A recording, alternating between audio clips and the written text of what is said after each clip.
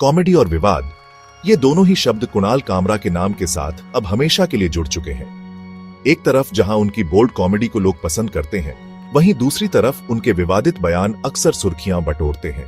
और अब एक बार फिर कुणाल कामरा कानून के घेरे में हैं। लेकिन इस बार का मामला क्या है?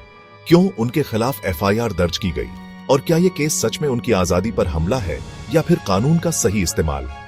आइए विस्तार से जानते हैं। कुणाल कामरा भारत के उन गिने चुने कॉमेडियंस में से हैं जो सत्ता पर सीधे निशाना साधने से कभी नहीं घबराते। चाहे मोदी सरकार हो, मीडिया हो या फिर कोई बड़ा नेता, कुणाल ने अपने शो में हर किसी को निशाना बनाया है। लेकिन क्या कॉमेडी की आड़ में कुछ लाइंस को आपत्तिजनक माना जा सकता है? यही सवाल अब एक बड़ा विवाद बन चुका है। हाल ही में कुणाल कामरा के खिलाफ एक एफआईआर दर्ज की गई है। शिकायतकर्ता का दावा है कि कुणाल ने अपने एक शो में कुछ ऐसे बयान दिए जो समुदाय विशेष की भावनाओं को ठेस पहुंचाते हैं। केस आईपीसी की धारा 295 ए धार्मिक भावनाएं आहत करना और 505(2) सार्वजनिक शांति भंग करने का भय पैदा करना के तहत दर्ज किया गया है।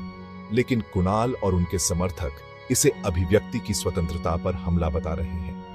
यहां सबसे बड़ा सवाल यह उठता है कि क्या कॉमेडी को अभिव्यक्ति की आजादी के दायरे में देखा जाना चाहिए?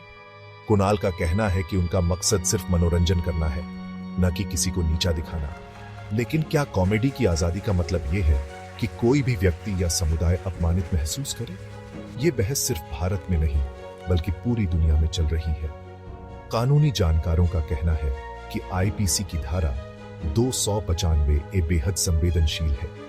अगर कोई भी बयान या कंटेंट किसी धर्म या समुदाय की भावनाओं को ठेस पहुंचाता है तो उस पर कार्रवाई हो सकती है। लेकिन साथ ही ये भी जरूरी है कि इस धारा का गलत इस्तेमाल ना हो।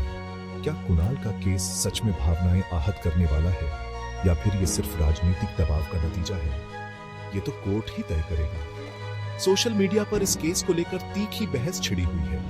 #I stand with Kunal trend कर रहा है, जहां उनके फैंस उनका समर्थन कर रहे हैं। वहीं कुछ लोगों का कहना है कि कॉमेडी की आड़ में हदें पार नहीं की जानी चाहिए।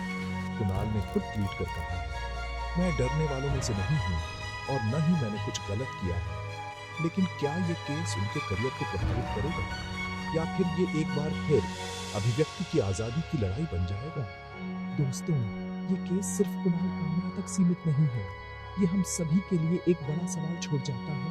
क्या हम एक ऐसा समाज बना पाएंगे जहां हंसी मजाक और गंभीर आलोचना के बीच का फर्क समझा जा सके, या फिर हर बयान पर भावनाएं आहत होने का केस बनता रहेगा? आपके विचार क्या हैं? कमेंट्स में जरूर बताइए। और हाँ, इस वीडियो को लाइक और शेयर करना ना भूलें। ऐसी ही और धारदार कहानियों के लिए हमारे चैनल को सब्सक्राइब करें। फिर मिलेंगे एक नए विषय के साथ। तब तक के लिए जय हिंद।